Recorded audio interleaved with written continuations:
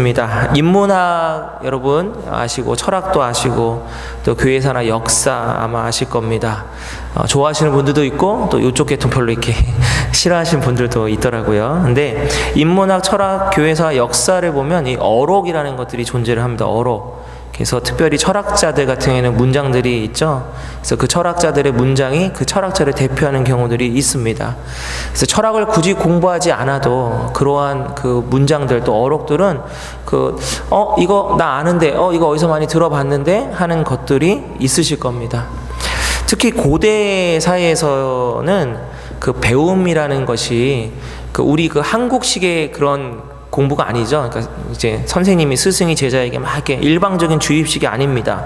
어떠한 주제나 사건을 놓고 허심탄회하게 서로 막 이렇게 의견을 내놓습니다. 얘기를 하죠. 듣다 보면 참 이렇게 좀 주제에서 벗어난 것 같기도 하고 또 때로는 참 어이없는 얘기들도 막 오고 갑니다. 또 하다 보면 왜 그런 거 있지 않나요? 막 격하게 막 이렇게 언성 높이고 이렇게 할 때도 있고 또 그러다 보면 이제 분위기가 샤해져가지고 이상한 분위기도 있습니다. 하지만 그러한 토론의 장들을 통해서 많은 배움들이 오고 갑니다. 그래서 막 신랄하게 막 서로 막 의견들을 내놓다가 이제 마무리할 때쯤 되면 이제 스승님께서 쫙 등장하셔서 한 말씀 쫙 하시면 이제 그것이 이제 정리 끝. 거기서 이제 그 귀한 어록들이 막 이렇게 나오기 시작하는 것이죠. 유대사에도 비슷합니다. 유대사에도 토론이나 토의 문화가 있는데 해당이 그런 역할들을 감당했고요. 그 다음에 랍비가 바로 그 스승의 역할을 했던 사람입니다.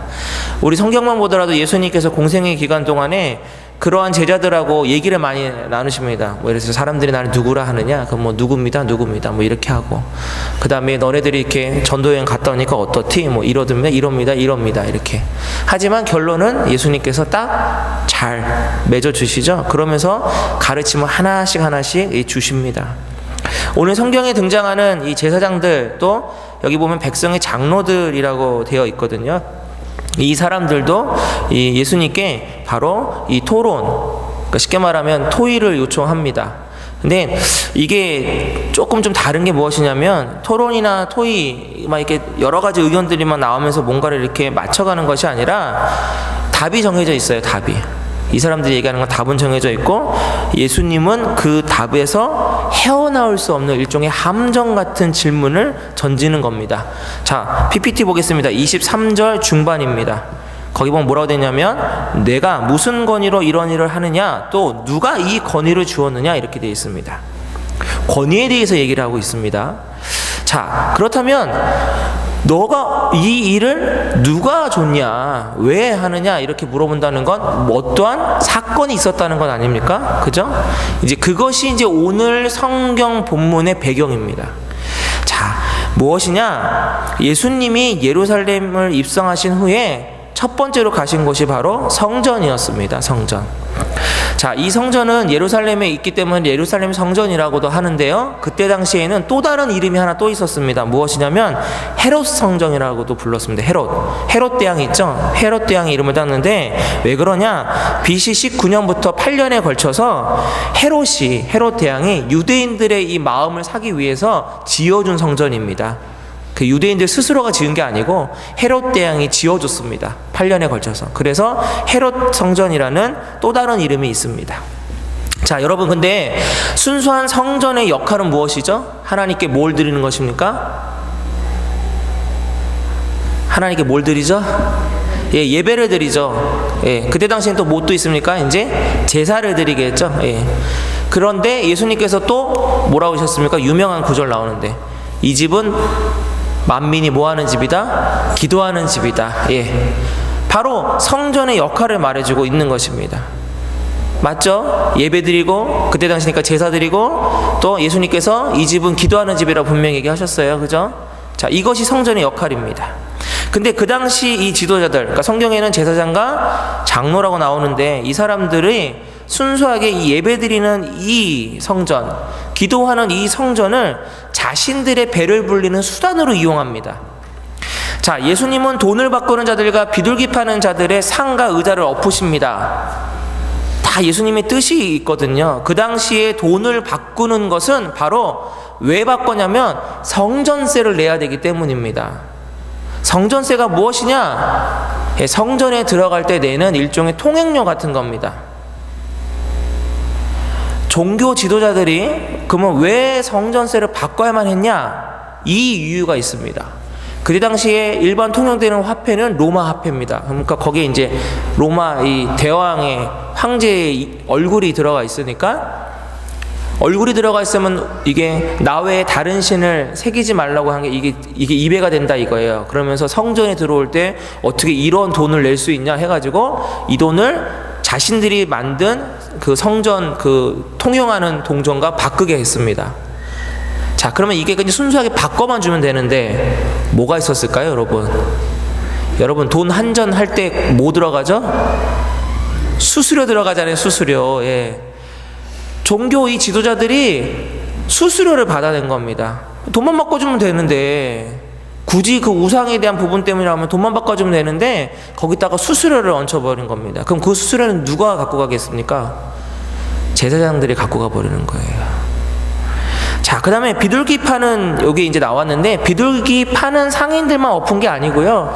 쉽게 말하면 동물을 다 이 사고 파는 사람들의 상을 엎었다 보시면 됩니다. 대표적으로 비둘기를 얘기한 건데, 이것도 이유가 있습니다.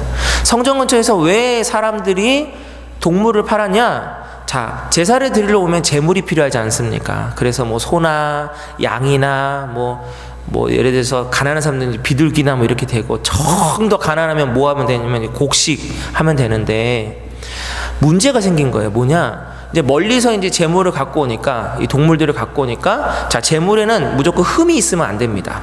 데릴 때 어디 이렇게 스크래치라도 나면 안 되거든요. 근데 오다 보니까 이제 길이 험하니까 상처가 나는 거예요. 또 도둑이 많잖아요. 강도 뺏기는 겁니다.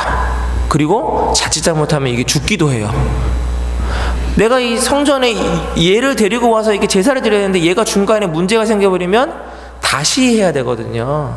그러니까 또 그러한 심리를 잘 이용해가지고 뭐 어떤 사람이 있냐면 그 재물을 파는 사람이 생긴 겁니다. 거기서 뭐 표현하자면 이렇게 했죠. 자, 싱싱하고 흠없는 소가 있습니다. 뭐 양이 있습니다. 이러면서 팔았겠죠. 예.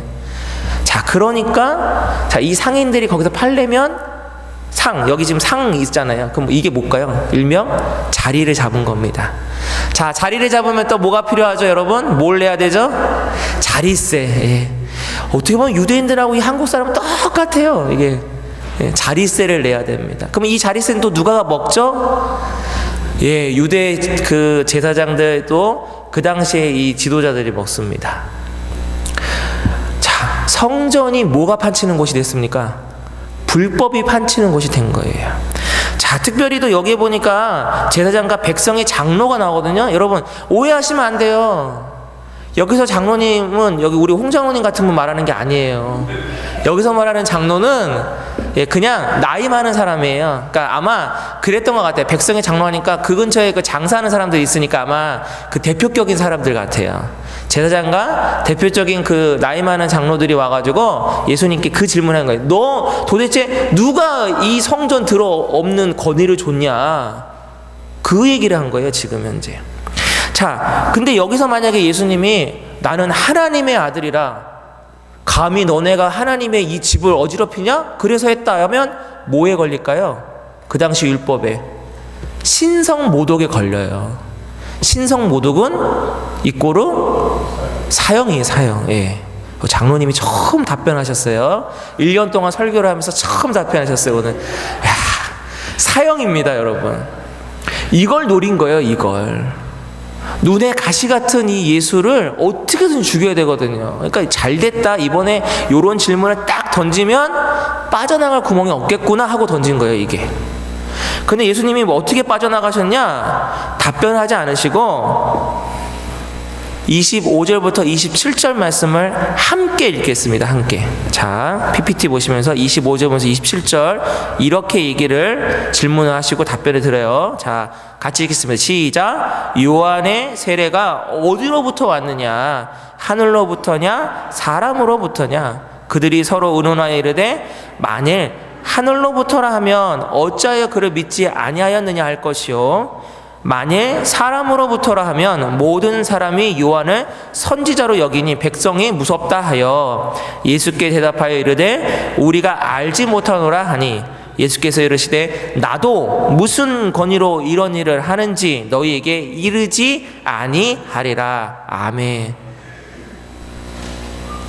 정말 저에게 필요한 게 이런 지혜이지 않을까 싶어요. 예수님은 세례 요한을 딱 질문을 하셨어요. 그때 당시에 세례 요한이 이 예수님과 아주 그냥 그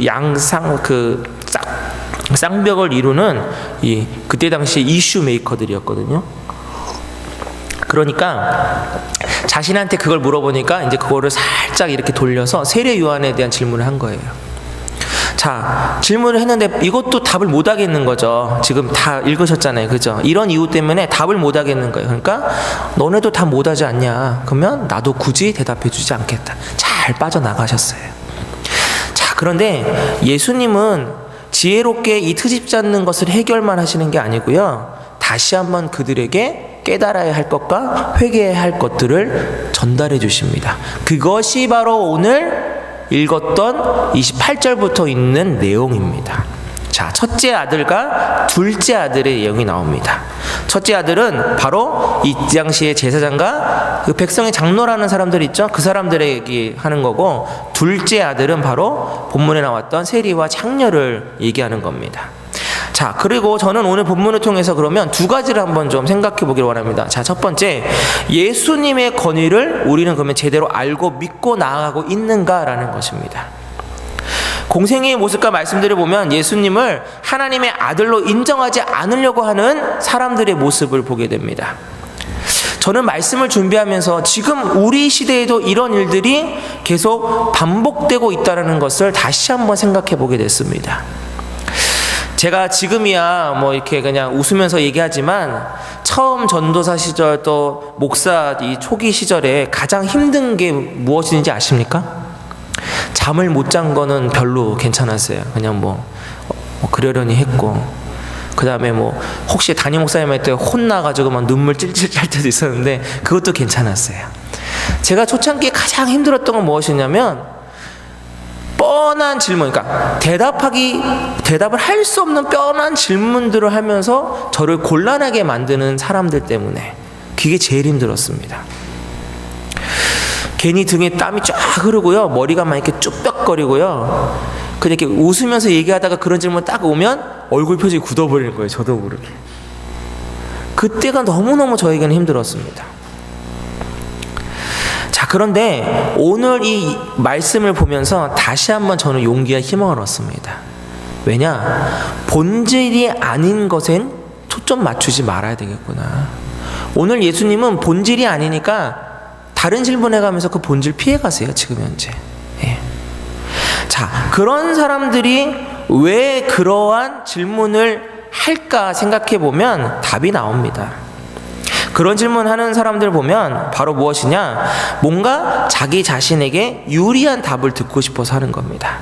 내가 지금 이런 부분이 믿어지지 않거든요. 성경에 이런 사건들이 믿어지지 않거든요. 그러니까 내가 이렇게 안 믿어지는 것이 잘못된 것이 아니라는 것을 인정받고 싶은 겁니다. 또 하나, 내가 뭔가 성경에 맞지 않는 지금 현재 일을 하고 있어요.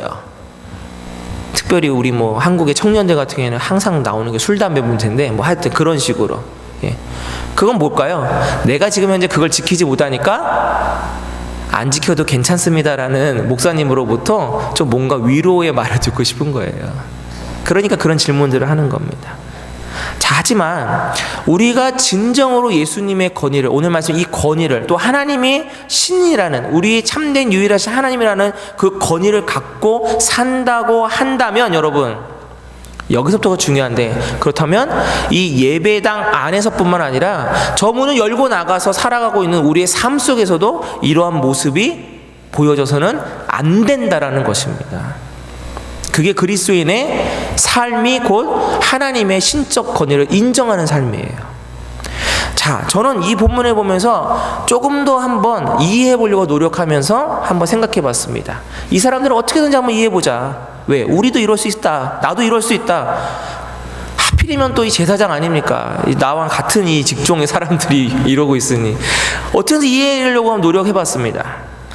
그래, 예수님의 그 당시의 권위는 그럼 인정하지 말아보자 한번. 왜냐, 그때 당시 예수님은 너무 이 센세이션을 일으켰잖아요. 그러면 예수님 빼고 한번 생각해 봤어요, 제가 설교를 준비하면서.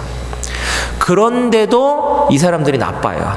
잘못됐어요. 왜냐, 자, 이 사람들이 예수님께 너의 권위가 무엇이냐고 질문을 했지만, 그러나 이 사람들은 누구는 믿습니까? 지금 현재 하나님은 믿잖아요. 유대인들이니까.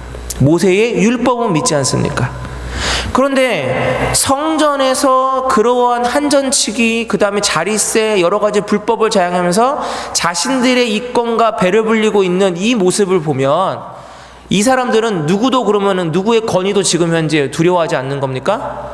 하나님의 권위도 두려워하지 않는 거예요. 그래 놓고서는 무슨 예수님한테 너의 권위가 어디서 왔냐고 그런 질문을 합니까? 말이 안 돼요, 말이. 제가 아무리 생각을 해도 말이 안 됩니다. 예수님은 그런 자들에게 그래서 첫째 아들과 둘째 아들의 얘기를 하신 겁니다. 첫째 아들, 예 하고서 안 가요. 그게 바로 너네들이야. 첫째 아들이 무엇을 뜻할까요, 여러분? 장자입니다. 유대사에서 장자는 최고. 아버지가 부재 중일 때 엄마도 필요 없고 할머니도 필요 없어요. 장자가 아버지를 대신합니다. 그리고 유산의 몇 퍼센트를 받아갈까요? 장자가 50%를 받아갑니다. 제가 한번 예전에 궁금해서 물어본 적이 있어요. 그래서 만약에 형제가 10명이면 어떻게 되는 겁니까? 이랬더니 첫째가 50% 받아가고 나머지 9 형제가 50% 쪼개 갖는 거래요. 제가 장남이거든요.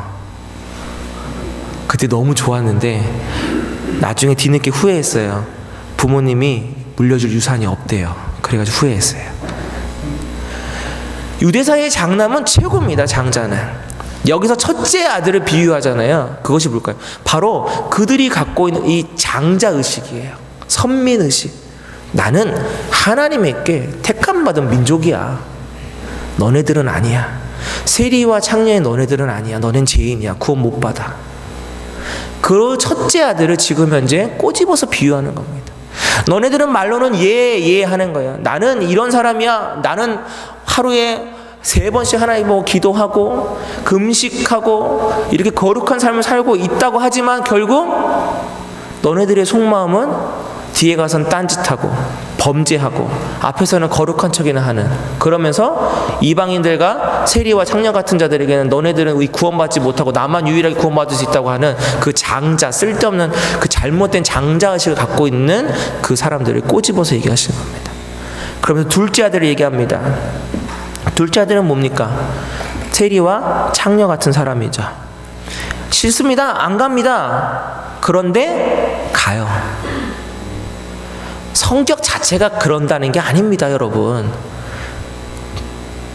바로 뒤늦게 후회하고 회개하고 뉘우치고 아버지의 뜻을 따라간다는 의미예요. 저와 여러분 어떻습니까? 우리들은 혹시 예수 그리스도의 권위를 믿는다고 하면서 혹시 저 문을 열고 나간 세상 속에서는 예수님의 권위, 하나님의 권위는 깡그렇게 그냥 잃어버리고 살고 계시는 않습니까? 아니면 예전에 우리 그 토끼와 거북이 얘기처럼 토끼와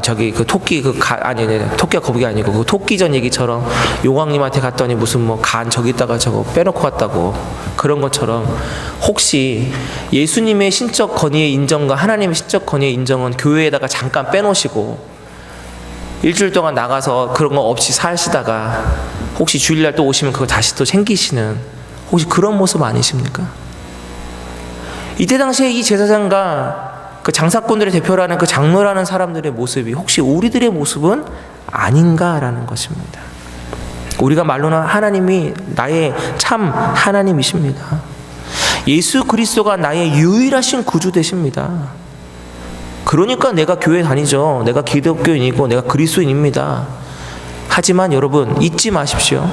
저 문을 열고 나가서 세상 속에서 우리가 그 모습 그대로 살려내지 않으면 그것은 곧 오늘 본문에 있는 제사장과 그 장로라는 사람들의 모습과 별반 다를 것이 없습니다. 자, 두 번째, 결국 우리는 은혜 받고 또 은혜 받은 사람이라는 것입니다. 자, 둘째 아들은 싫다고 하지만 아버지가 시키신 일을 합니다. 세리와 창녀라는 이해할 수 없는 그 사람들에게 초점을 맞추지 마시고요, 그 안에 말씀하시고 계시는 예수님의 뜻을 우리가 좀 잘 알기를 원합니다. 세리와 창녀 자체의 문제가 아니에요. 그들이 죄가 없다라는 것이 아닙니다, 여러분. 그들은 죄인 중에 죄인이죠. 그런데 오늘 본문에서 예수님이 툭하면 비유하실 때 세리와 창녀를 자꾸 얘기하시는 건 무엇이냐면, 바로 그들이 유대인들이 생각할 때 정말 씻을 수 없는 죄인이고 절대로 구원 못 받는 사람이기 때문에 자꾸만 비유에 말씀하는 겁니다. 그런 사람도 하나님은 바로 나 예수 그리스도를 믿는 그 믿음 안에서 이들이 돌이키면 구원받을 수 있다라는 것을 알려주고 싶으신 겁니다. 저는 이 부분에서 다시 한번 감동했습니다. 왜? 예수님은 진짜 사랑의 예수님이시구나. 세리와 창녀의 돌이키심을 말씀하시지만 이것은 무엇이냐? 제사장과 백성의 장로들이 너희들도 돌아오기를 바란다라는 마음이 있다라는 것이에요. 그 뜻이 담겨져 있다라는 겁니다. 너네들이 사람 취급도 하지 않는 이 세리와 창녀들도 용서하시는 하나님인데 너네들은 더 용서 못하겠냐, 이 뜻이에요, 여러분. 저와 여러분도 마찬가지입니다. 솔직히 설교를 준비하면서 내가 첫째 아들일까 둘째 아들일까, 우리 성도들은 첫째 아들일까 둘째 아들일까 고민했거든요. 근데 고민 금방 끝났어요. 왜냐? 우리는 정말 카멜레온 같아요. 때로는 첫째 아들 됐다가 때로는 둘째 아들도 됐다가 이래요. 첫째 아들인가요? 제가 둘째 아들인가요? 이건 중요하지 않습니다, 여러분. 중요한 게 있어요. 자, 32절 중요한 겁니다. 같이 읽겠습니다. 자, 같이 읽겠습니다. 32절 시작. 요한이 의의 도로 너희에게 왔거늘 너희는 그를 믿지 아니하였으되 세리와 창녀는 믿었으며 너희는 이것을 보고도 끝내 뉘우쳐 믿지 아니하였도다. 아멘. 아멘이 부족했어요. 다시 읽겠습니다. 시작. 요한이 의의 도로 너희에게 왔거늘 너희는 그를 믿지 아니하였으되 세리와 창녀는 믿었으며 너희는 이것을 보고도 끝내 뉘우쳐 믿지 아니하였도다. 아멘. 여러분, 혹시 밑줄 치실 수 있는 거 있다면 믿는다와 뉘우친다는 것에 밑줄을 그으시면 좋겠어요. 이것이 바로 회개고 이것이 바로 은혜입니다, 여러분. 여러분, 믿으면 뉘우치고요, 뉘우치면 믿을 수 있어요. 다시 한번 말씀드려요. 믿으면 당연히 뉘우치는 것이고요, 만약에 뉘우친다면 당연히 믿음이 와요. 제 말이 맞죠? 바로 이게 이 32절 한 절에 들어가 있어요. 그러니까 첫째 아들, 둘째 아들 구분이 필요 없다는 겁니다. 결국 결론은 32절이에요. 돌이켜서 뉘우쳐서 회개하고 믿으면 어떻게 된다고요? 구원 받는다고요. 이게 바로 하나님의 은혜, 하나님의 변함없는 사랑, 예수님께서 친히 이 땅에 오셔서 그 몸 죽어가면서까지 주셨던 그 사랑, 그 이유가 바로 이 부분 때문 아닙니까?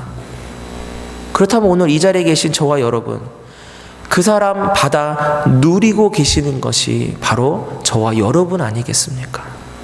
그렇다면 마땅히 우리가 첫째 아들, 둘째 아들 그것이 중요한 것이 아니라 우리는 예하고 가는 아들 됐으면 좋겠습니다. 예하고 안 가는 게 아니라, 아니하고 나중에 가는 게 아니라 그냥 우리는 예하고 가는 아들 됐으면 좋겠습니다. 왜냐? 우리는 하나님의 넘치는 그 사랑과 은혜를 받은 귀한 하나님의 장자, 장녀들이기 때문입니다.